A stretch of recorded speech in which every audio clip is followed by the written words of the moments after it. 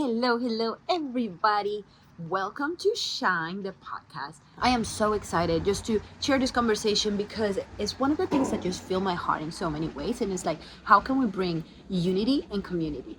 And also, just like how hard it could be just to be just bilingual and just having like this different personalities when you're like in your home and in the school or anything, because somehow you do create like not personalities, but just accommodate and adjust to your environment. So, anyway, this conversation is so important. It's so fun. I am so excited just to share this with you.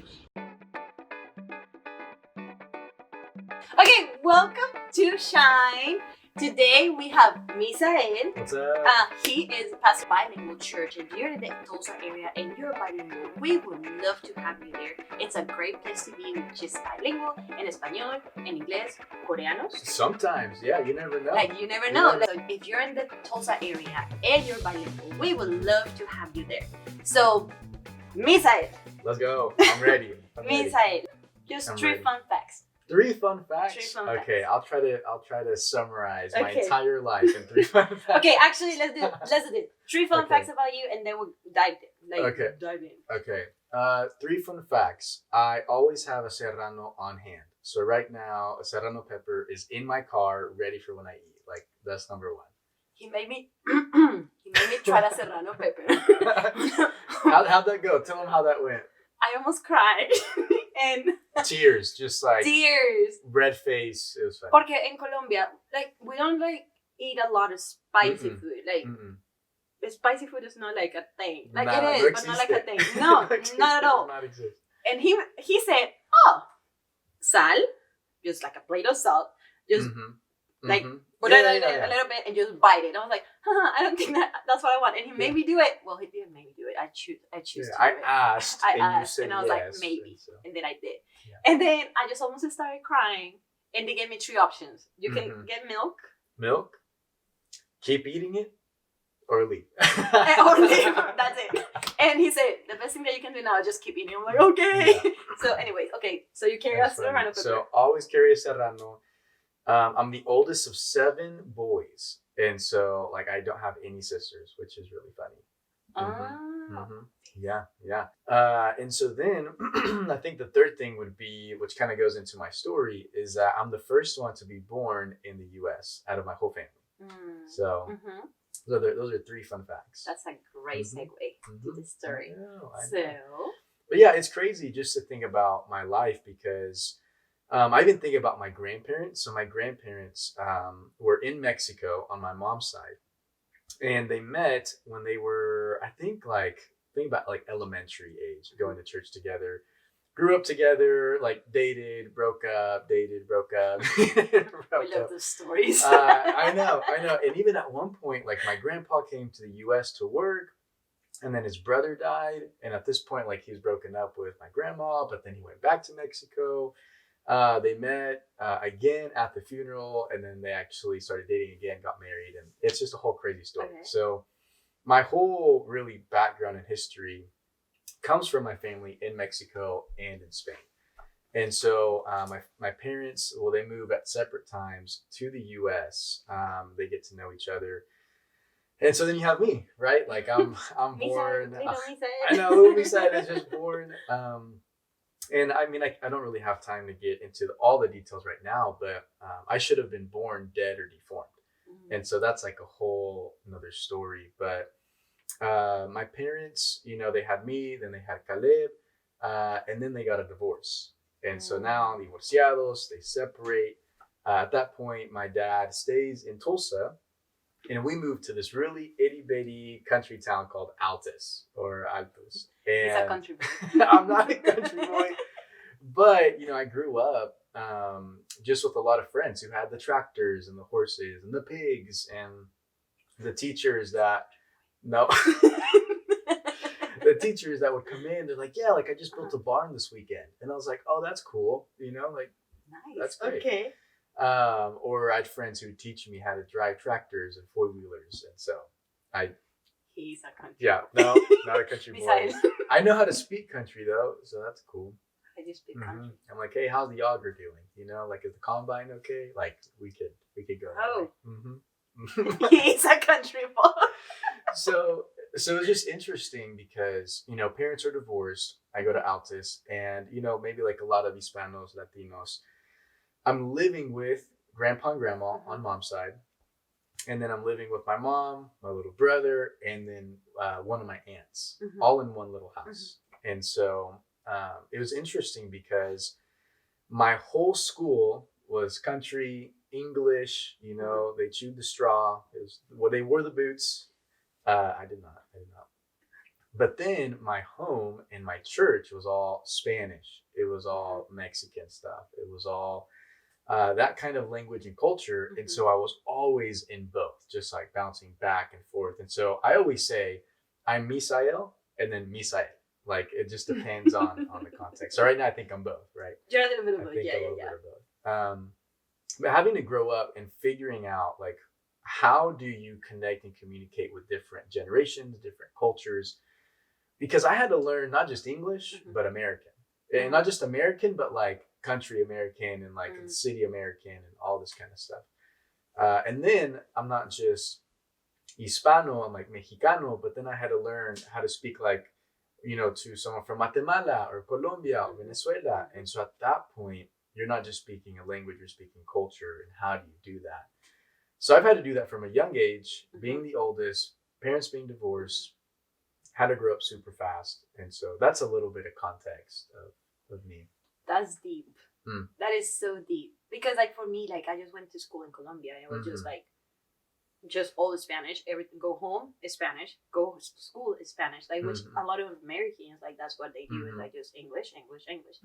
But for you just need to literally figure out who you are in each aspect. Because I know like for me, I'm a whole different person when I'm in Colombia. Like, I'm completely different when I'm in Colombia and I'm completely different when I'm here. You even walk different. You do? You're like, hey, I'm in Colombia, like what's up? Well, like I'm in Mexico. El sabor lo tengo acá dentro, so it's fine. But then like in the US, you're like, hey, I'm in the US, like what's going on? on? Oh my gosh, yes. It's just so different because like you just get this, I don't know what it is. But it's like you're just trying to accommodate or like fit into the culture, so you're not rejected or you're not like make fun of or you're not like not fitting in. Like that's what it is, right? So, okay, so for me, I know like I had to find my identity in like not just where I'm at, know like where I'm going, or know who I'm hanging out with, or like none of that, but just like literally just God and like who he says I am, but also like the Latin American person that I am. It's just like I was born in Colombia, so I'm a Latin completely, and I moved to the States when I was 20, so I'm American, so I just learned the language, like you said, like learn cultures, learn to, I don't know, learn people literally, and just walk in that identity of like, okay, the Lord made me born in Colombia and moved me to the States, and now you just need to accommodate. Like, so for you, where do you, like, how do you find that identity of like, no Mexicano, but also Hispano, but also country boy, but also city boy? Okay, hold on. The country boy can be set aside, okay? Okay, not city boy too, okay? Country boy, city boy. A little bit of both. Is the Spaniard, but also the Mexican, right? Like, how do you find, like, till this day, like, how do you navigate that? Yeah, so there's a couple things that come to my mind with that, because it is a struggle. Like, you're always asking the question, who am I? Because there's expectations on either side. And it could be 2 sides or 3 sides or 4 sides. I mean, even within like your own little bubble, like who do people want me to be in a school, in a church, in a workplace? And it almost seems like, are you different people? Are you contextualizing? What does that even look like? So for me, I had to realize that there's such a blessing being, Latino, Hispano, Americano, American. And the blessing is that you get to actually be the bridge or the person that invites people to the table. And I had to do that all the time, even just with my family, where, my Spanish speaking family that didn't know any English and my English speaking friends and other family members, I had to bring them to the table and be their translator. And one thing I always say is like, I think the Lord has blessed, the Hispanic American to be that bridge builder, to bring people to the table, to unify them and say, hey, if you can be friends and family with someone in Peru, Colombia, whatever, just through a translator, man, why can't that happen right here?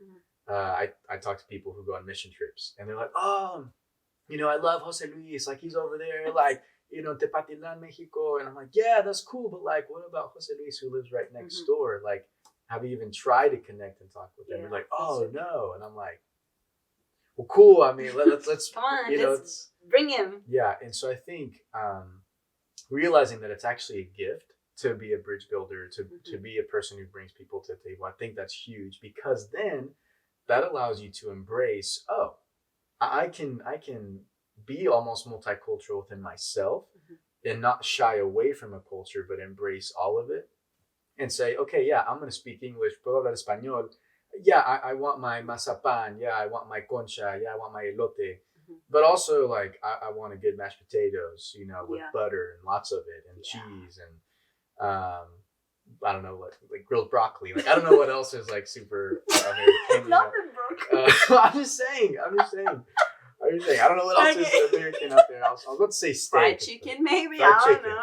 There you go. That is so funny, because it's also like perspective, right? Like it gives you a welcoming spirit, just to be able to welcome people that don't see like you, that don't feel like you, and they don't see the world in the same way that you do. But just because you can just bring people to the table or bring people into this environment, literally it's like you just want to make them feel like, hey, I'm not from here, but I am from here, but like come, like let's be friends, let's be so okay. I just think that this is one of the biggest things about Latin people, like just Hispanic people. Like we're so welcoming. Exactly. Everybody's welcome to the house, to the table, to like come, ven, like pasa, hay comida. Like this is something that is just in our roots. Like and it's just funny that people just compliments that. Oh, you're so welcoming, or you're so kind, or you're so nice. But that's literally what like it's like engraved in our heart, in our minds, and it's just.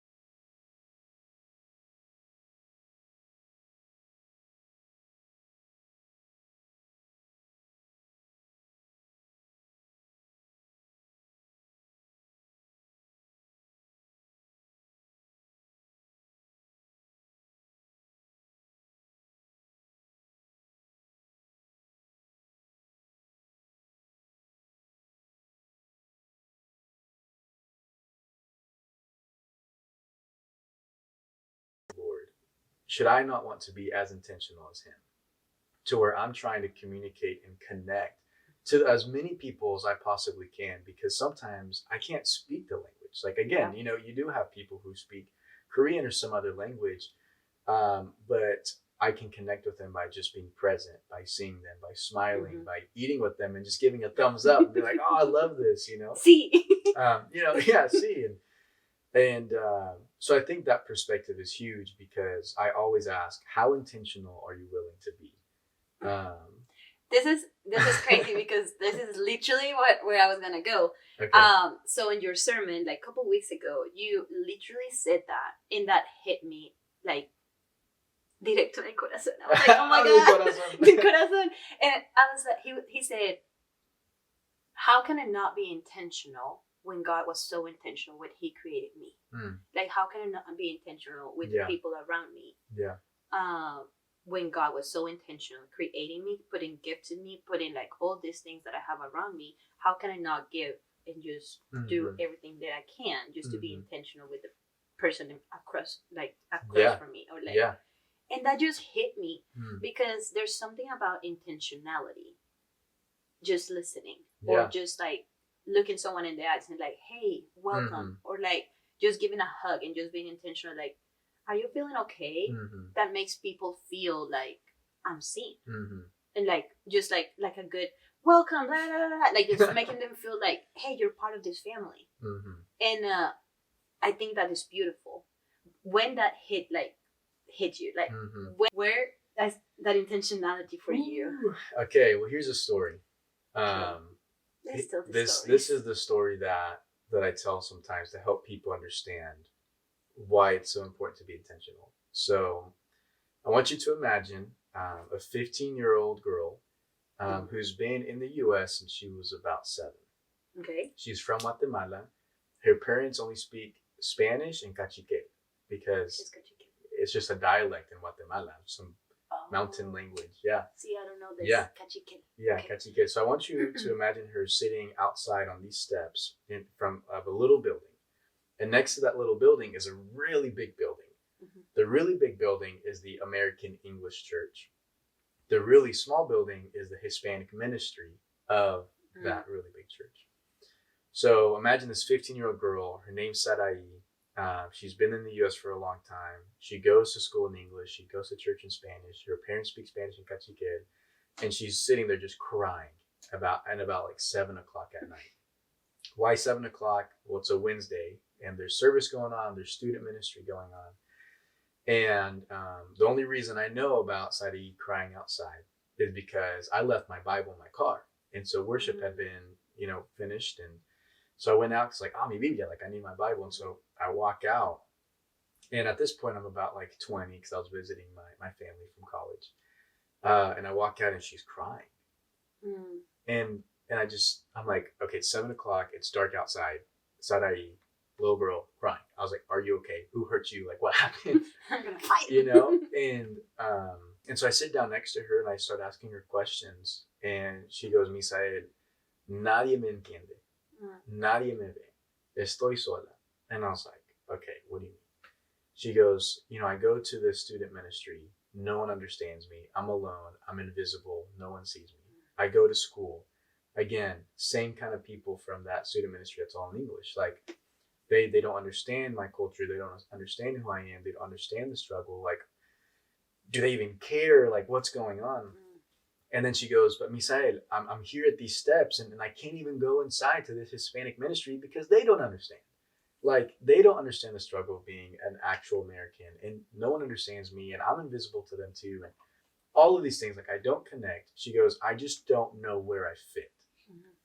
And I just sat there and I said, I'm literally standing outside in between these two buildings that technically say that they want to be united in Jesus' name, but yet are so separate that all she can do is stand in the middle. And so as I was sitting there, I said, Lord, will you allow me to be the one that sits in the middle with people like Sarai, who maybe can bring people from both sides together to see one another.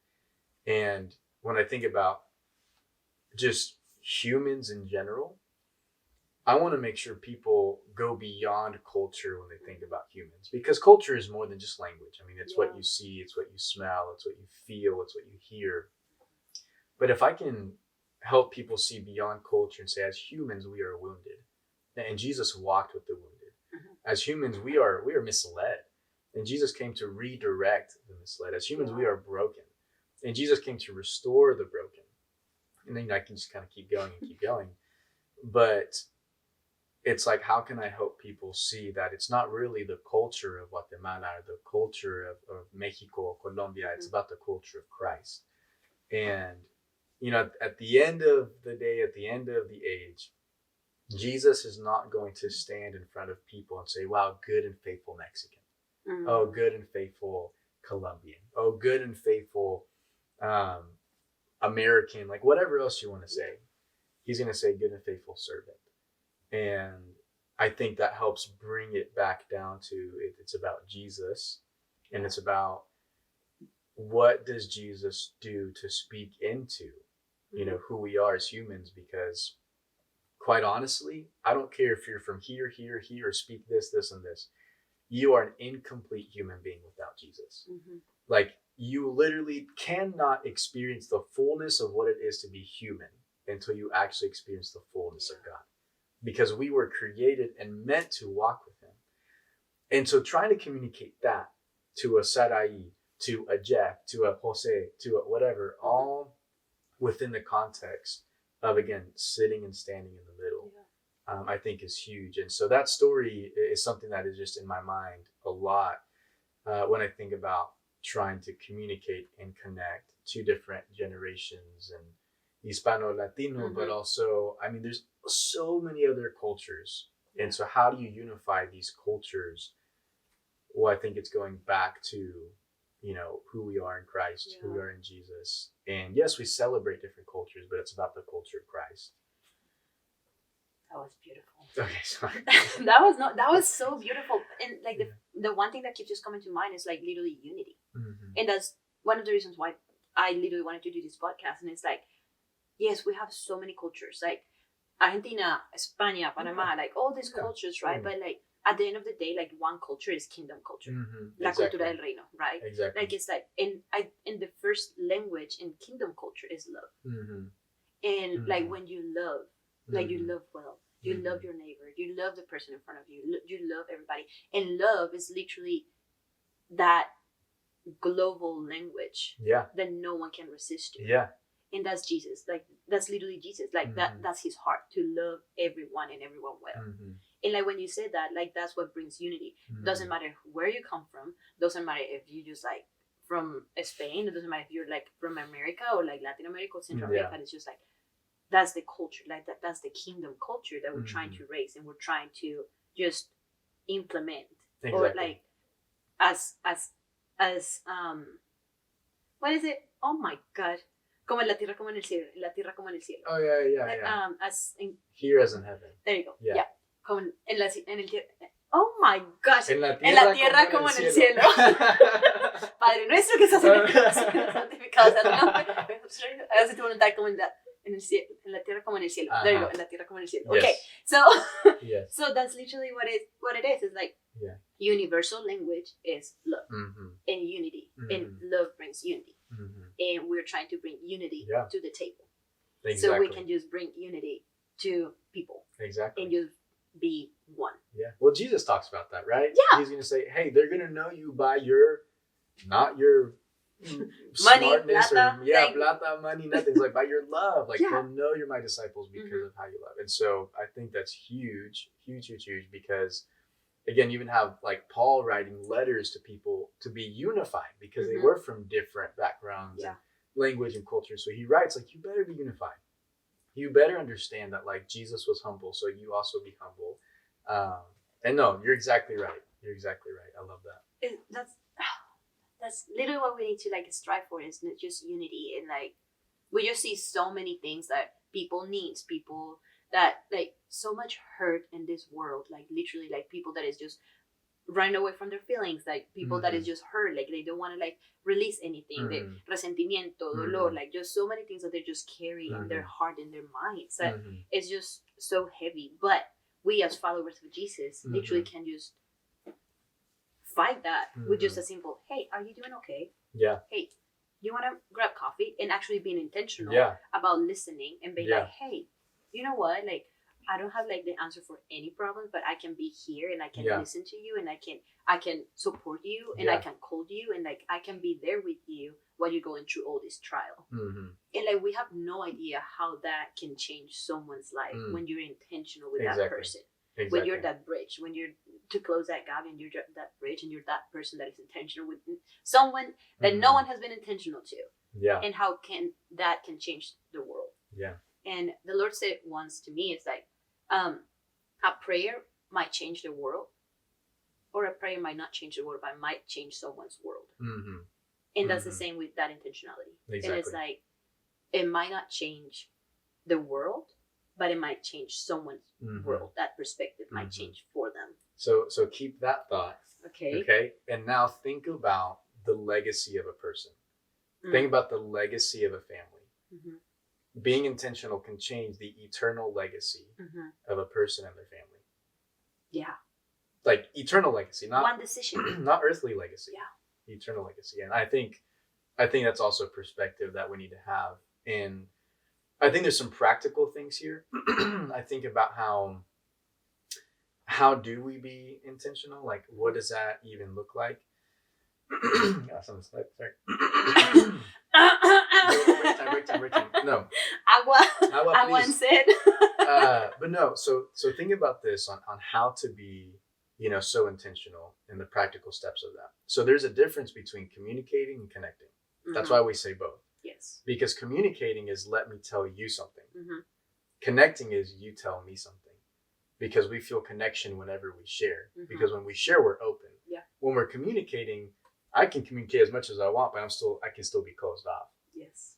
But when I begin to tell you something, there's a connection that happens. And so if you're both sharing really from the heart, I mean, that there's a connection there. And so the practical things is like, let's connect. Mm-hmm. Let's be the first ones to take that step with people. I think you talked about coffee, like going out and getting coffee, but I think sometimes people are afraid to be the first ones to take that step of intentionality. Yeah. And again, I just go back to the Lord. Like, he took the greatest step for us. Mm-hmm. Why can't we take one step for him or one step for others? And you could go into the very practical, like if you're, a leader, or I believe everybody's a leader, but whatever. If you're a leader, if you're a mom, if you're a dad. If you're watching this, you're a leader, so go change the world. Yeah, no, seriously. And, I think, I don't know, I just don't want people to be afraid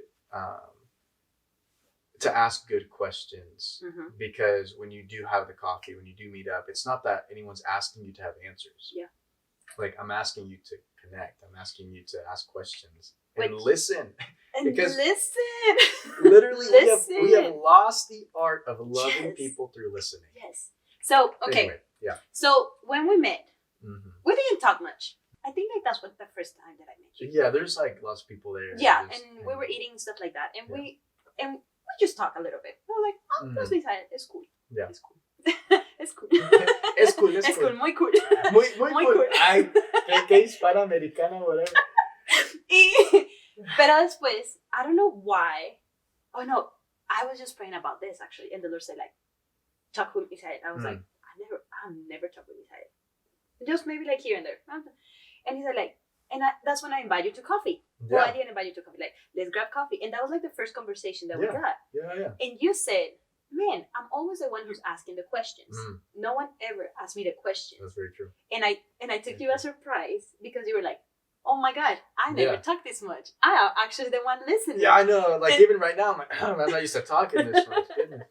So it's just funny because, like you were saying, like connection, stuff like that. I feel that not for the first time, but like for the first time in a really, really, really, really long time, I made a connection with somebody who understood, or like me entendió, like where I was coming from.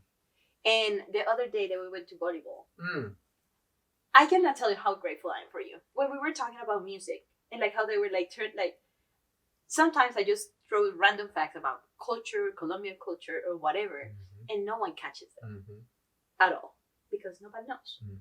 And then I just made this fun fact, this like little thing like, and parties in Colombia when they're like ready to go, they just start playing this specific music for you to go. And you were like, yes, that's what they do. And there's these people here in conversation and stuff like that. And in that time, like that connection with you, I was like, man, Misael understands me, like understands like where I'm coming from. And like, we might have like 2 interactions, 3 interactions for the most, but I was like, man, like this guy is awesome. Man, like that connection was because you were literally open to just answer questions. Then we find out that we're literally just fighting for the same things in many ways. Yeah. Which is crazy. Yeah. Really crazy. I feel that that's like a core memory in my head now because it was like an instant connection. Yeah. And I'm just grateful for you. It's beautiful. Like so grateful for you because for a really, really, really, really long time, I didn't feel understood in many ways. Wow. And heard and like seen or like just welcome in an environment and just like little Sarai. Yeah. Just like that. You were able to see me welcoming and like just make me feel welcome and seen and loved in an environment that I just didn't feel like that. So like thank you so much.